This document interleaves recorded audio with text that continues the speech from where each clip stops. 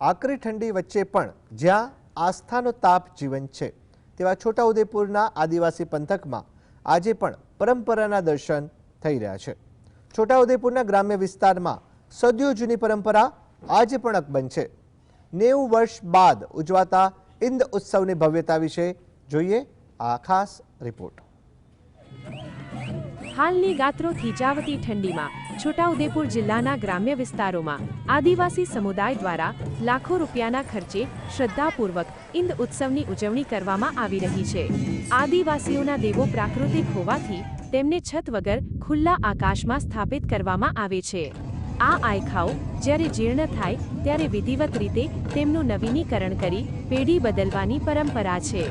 ક્વાંટ તાલુકાના બૈડિયા ગામે 90 વર્ષ બાદ આ નિર્ણય લીધો છે। ગ્રામજનોએ જ્ઞાતિ જાતિના ભેદભાવ ભૂલીને પ્રત્યેક પરિવારે ₹3500નો ફાળો આપી કુલ 15 લાખના ખર્ચે આ ઉત્સવ આયોજિત કર્યો છે। આ પરંપરા મુજબ નવેમ્બરથી ફેબ્રુઆરી માસ દરમિયાન માત્ર બુધવાર અથવા શનિવારે જ આ ઉત્સવ ઉજવાય છે। આ શ્રદ્ધા પાછળ ગામની સુખ શાંતિ આરોગ્ય અને ખેતીવાડી સમૃદ્ધ રહે તેવો શુભ આશય રહેલો છે। ગામના તેમજ આજુબાજુ ગામના જે લોકો ઢોલ માંદલ સાથે અહીંયા અમારા ગામની અંદર પધારવામાં આવ્યા અને એ લોકો ખૂબ ઉત્સાહપૂર્વક અમારા ગામદેવની અંદર ભાગીદાર બન્યા। 10 દિવસ ચાલતા આ ગામ ગોંદરિયા ઇન્દ ઉત્સવમાં છોટાઉદેપુર અને મધ્યપ્રદેશના કુલ 150 ગામોના લોકો ઉમટી પડ્યા છે। ઢોલ માંદલ અને વાંસળીના સૂર સાથે પરંપરાગત નૃત્યોની રમઝટ જોવા મળી રહી છે। આ મહોત્સવમાં મહિલાઓની ભૂમિકા પણ વિશેષ છે।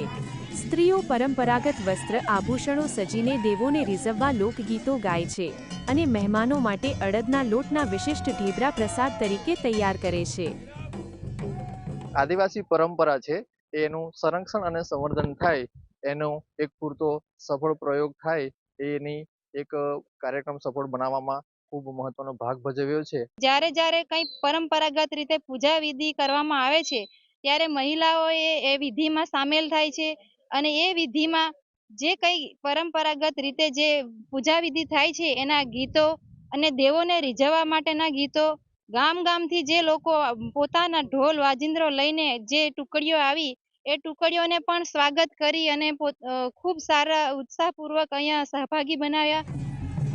આ ભવ્ય આયોજન દ્વારા આદિવાસી સમાજે પોતાની કલા અને સંસ્કૃતિનું જતન કરવાની સાથે નવી પેઢીને સામાજિક એકતા સહભાગીદારી અને વારસાનું સંવર્ધન કરવાની અમૂલ્ય શીખ પૂરી પાડી છે। રફીક ડણીવાલા, GSTV છોટાઉદેપુર।